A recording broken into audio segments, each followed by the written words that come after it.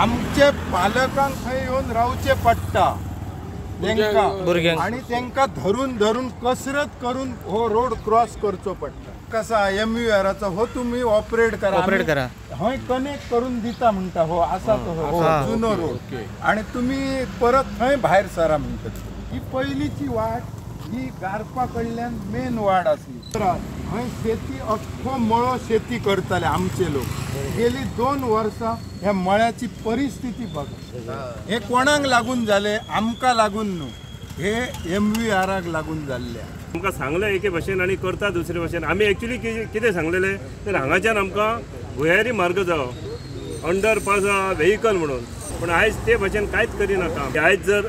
हे जे आयकनात जाल्यार आमी खास करून हे रस्त्याचे कामच आमी बंद करतले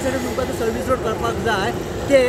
हांगासरले स्थानिक शेतकरी कन्सेंट दिवपाक रेडी आसा ताळी एका हातान वाजोना